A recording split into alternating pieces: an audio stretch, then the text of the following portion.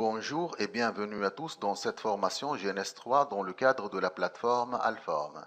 Aujourd'hui, nous allons voir comment configurer le pare-feu ASA de Cisco sous GNS3. Donc, passons au plan. Donc, tout d'abord, nous allons définir le pare-feu Cisco ASA et ensuite, nous allons énumérer les fonctionnalités accomplies par le pare-feu ASA et enfin, nous allons faire donc une démonstration qui montre l'intégration d'un module ou d'un pare-feu ASA sous GNS3. Donc passons à la définition de ASA. Donc Cisco ASA est l'abréviation de Adaptive Security Appliance. C'est une gamme de pare-feu produite par Cisco.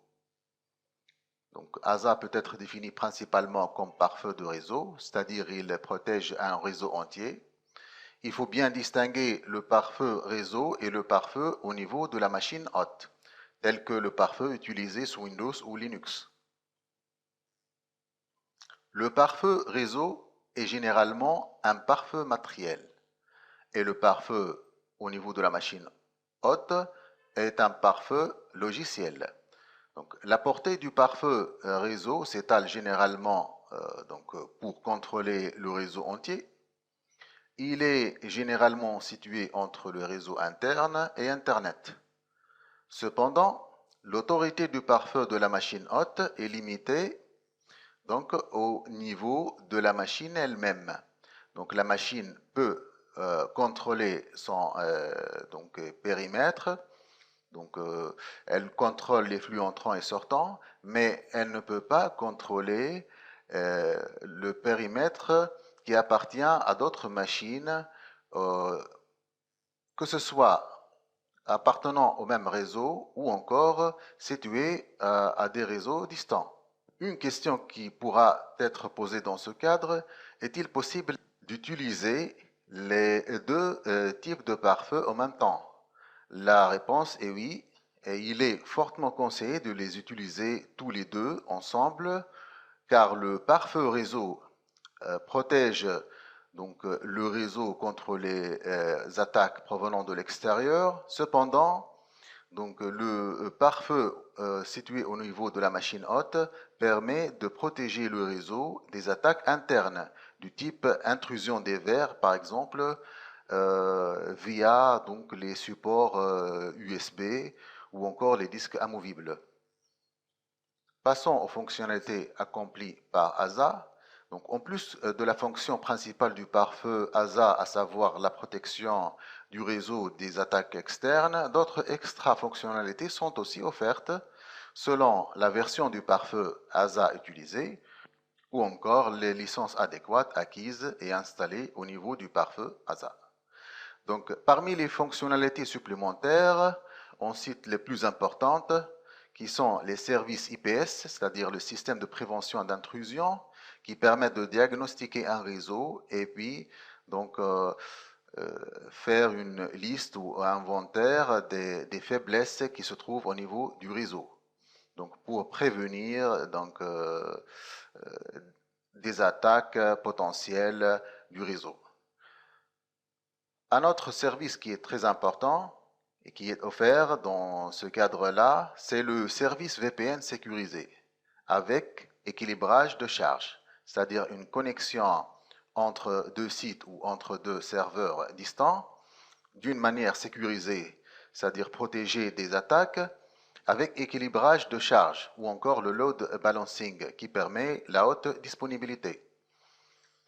Parmi les autres services aussi, on trouve IPsec, IP Security. Le IP Security est un volet très important dans la sécurité réseau. Il permet de protéger une connexion de point de vue authentification et intégrité. Donc, outre que ces trois fonctionnalités, il est possible donc d'utiliser 200 jusqu'à 200 interfaces VLAN pour les divers réseaux qui se trouvent au niveau de la structure de l'entreprise. Donc passons à l'intégration de ASA sous GNS3. En fait, l'émulation ASA se fait à travers une image QEMU. Donc et nous utilisons principalement deux fichiers. Le fichier d'initialisation de RAM, qui est en fait un fichier d'extension GZ. Il contient la chaîne de caractères initrd et donc le fichier du noyau ASA, donc qui est un fichier .bin ou encore fichier .kernel. Outre que ces deux fichiers, on utilise le ASDM ou encore donc le manager du ASA. C'est Adaptive Security Device Manager. Donc le ASDM permet de gérer le ASA via une interface graphique. Donc ce dernier fichier est optionnel. Sa principale fonction est d'offrir un environnement graphique qui facilite énormément les tâches de configuration ASA complexe en mode invite de commande. Voici maintenant les étapes d'intégration de ASA sous GNS3. Donc, elle se fait à travers la boîte de dialogue préférences qui se trouve sous le menu Edit. Donc, Edit et Preferences. Donc, une fois la boîte de dialogue est ouverte, on choisit ASA comme type d'image QEMU utilisée. Ensuite, nous précisons le fichier d'initialisation de RAM au niveau de la première ligne et le fichier noyau VML Linux ou VM Linux au niveau de la deuxième ligne. Donc, pour le ASDM ou le gestionnaire graphique, nous nécessitons l'installation de l'environnement GRE ou Java, donc x86 pour les deux machines ou les deux types de machines, à savoir 32 bits et 64 bits. Il ne faut pas se contenter seulement de l'installation de Java 64 bits pour les machines 64 bits, car cela va empêcher le lancement du gestionnaire graphique.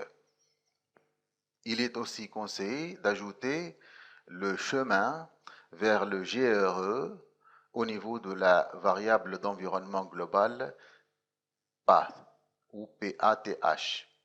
Donc, il est nécessaire aussi d'avoir un serveur TFTP comme le serveur TFTP D32 pour copier le fichier ASDM, donc .bin ou le fichier binaire à partir du disque dur vers donc, le disque du pare-feu ASA.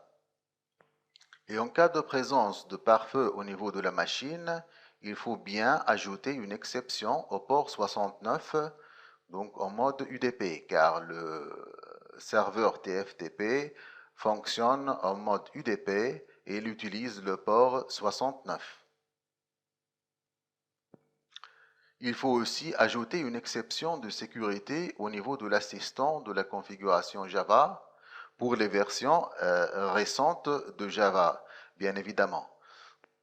Pour les versions les plus anciennes, il n'est pas nécessaire d'ajouter une telle exception. Donc voilà maintenant l'interface ou à quoi ressemble l'interface donc de ASDM ou encore donc le gestionnaire graphique de ASA. Donc passons maintenant à la démonstration. Donc nous allons ajouter l'image d'ASA à partir d'Edit Préférences. Donc QEMU VM New. Ensuite nous allons préciser l'image ASA, donc ou l'image QEMU ASA. Nous allons laisser ces deux paramètres, à savoir le nom et le taux de RAM tels qu'ils sont. Nous allons préciser tout d'abord le fichier ou l'emplacement du fichier d'initialisation de RAM, qui est un fichier d'extension GZ.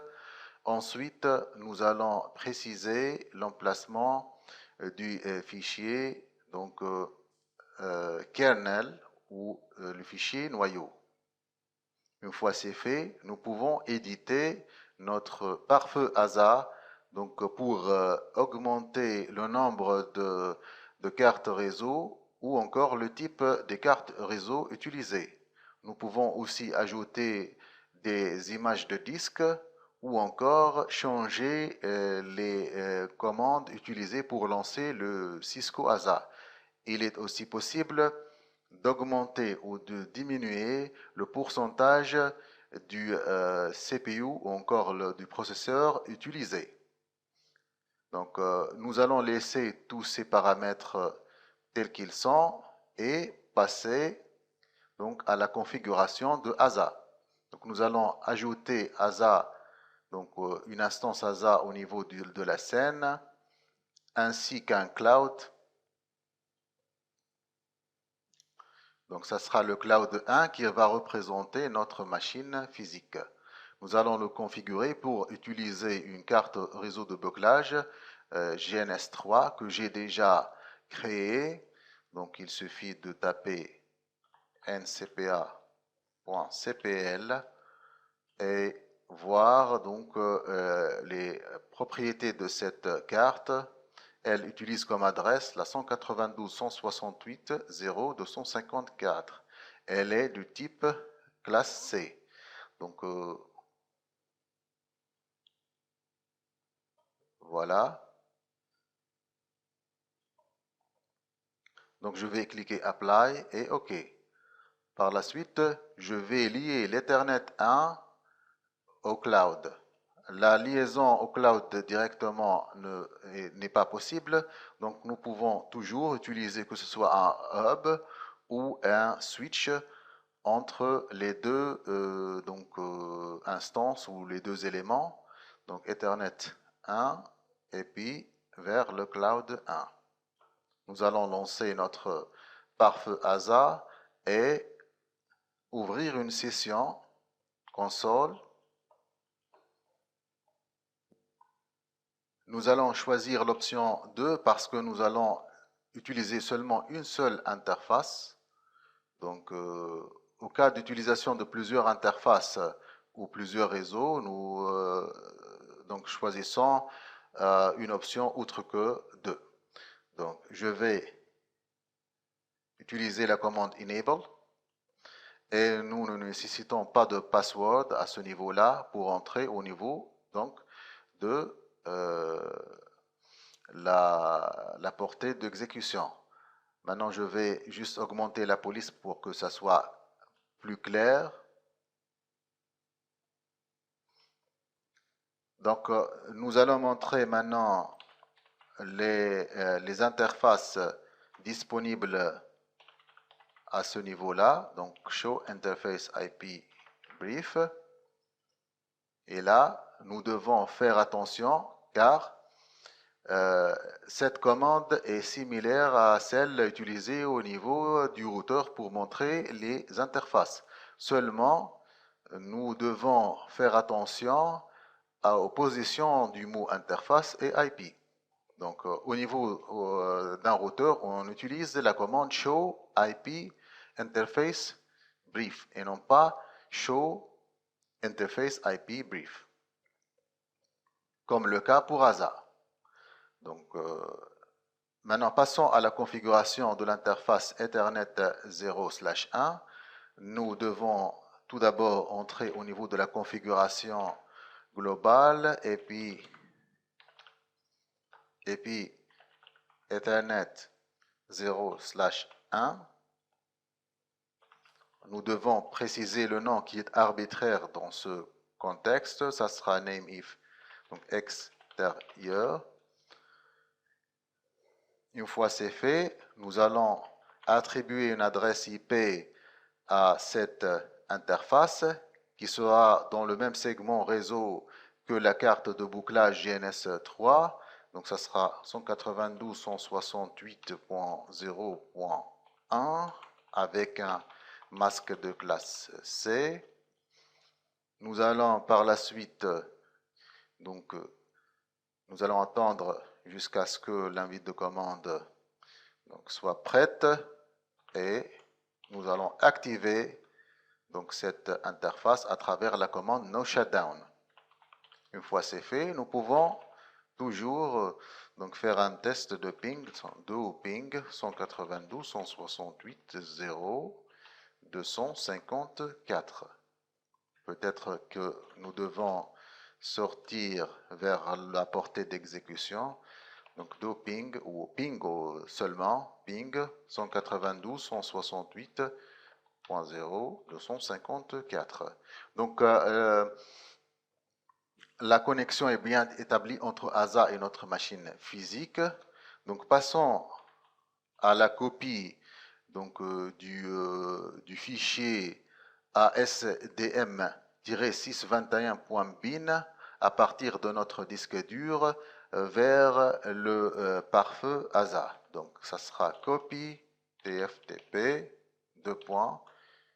disque 0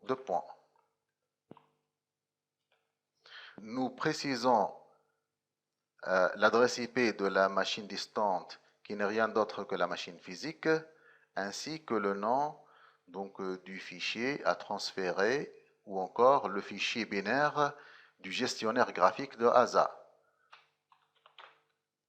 Et bien évidemment, le serveur TFTP doit être actif et bien configuré. Il faut utiliser l'adresse IP adéquate qui est la 192.168.0.254. Donc, et préciser l'emplacement des fichiers nécessaires. Donc, dans ce cas-là, il y a un seul fichier qui est le ASDM-621.bin. Donc, une fois c'est fait, donc je lance le transfert vers notre pare-feu Cisco ASA. Je vais poser la vidéo. Donc, après la copie de ASDM ou le transfert du fichier ASDM vers le pare-feu ASA, nous allons configurer donc, ce pare-feu. Donc, tout d'abord, nous allons entrer au niveau de la configuration globale pour donc, configurer le Cisco ASA comme un serveur HTTP. Donc, nous allons dire HTTP server enable. Et nous allons préciser que le trafic ou encore les flux entrants et sortants devront se faire à travers l'interface extérieure. Donc, ça sera HTTP, donc 0, 0, 0, 0, et puis 0, 0, 0, 0, et extérieur. Nous allons aussi configurer ou indiquer au hasard que le fichier du gestionnaire graphique est celui, donc, ou encore ce fichier-là, le ASDM 621. Donc, ça sera donc ASDM image. Donc, ça sera disque 0, 2 points, ASDM-621.bin. Une fois c'est fait, nous entrons une autre fois au niveau de la portée de l'interface Ethernet. Donc, Ethernet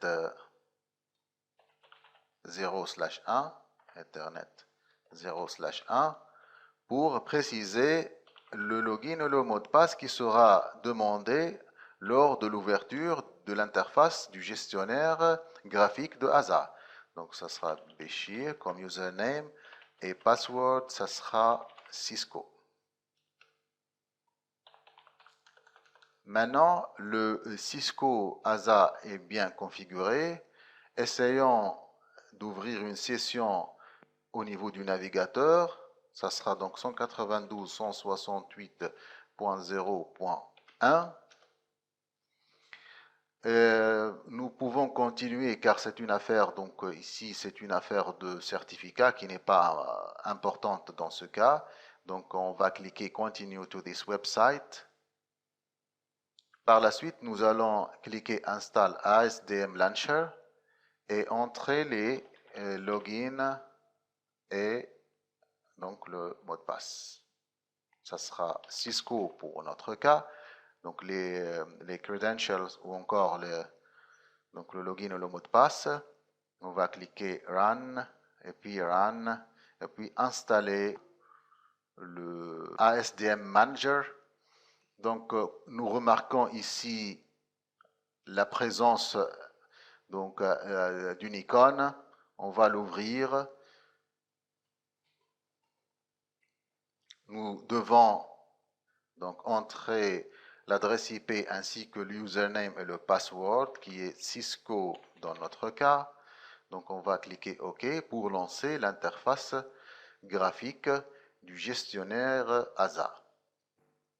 Et voilà, donc ça c'est l'interface de gestion de ASA. C'est le tableau synoptique qui reflète l'état de notre pare-feu à l'instant. Donc voici donc l'interface principale. Nous pouvons aussi utiliser les wizards ou encore les assistants pour configurer que ce soit IPsec, SSL ou encore les SSL pour les connexions VPN sécurisées ou encore la haute disponibilité à ce niveau-là. Nous pouvons faire des captures des paquets entrant et sortant au niveau des interfaces. Nous pouvons aussi utiliser des outils tels que Ping Traceroute pour tracer ou encore pour la traçabilité des flux. Et voilà la gestion graphique qui se fait d'une manière aisée et simple à partir du gestionnaire graphique ASDM. Donc, ce qu'on a couvert au niveau de ce chapitre, c'est la définition du pare-feu ASA de Cisco. Par la suite, nous avons énuméré les fonctionnalités accomplies par le pare-feu ASA. Et enfin, nous avons fait une intégration ou démontré l'intégration du pare-feu ASA dans un environnement GNS3. Au revoir, à la prochaine vidéo.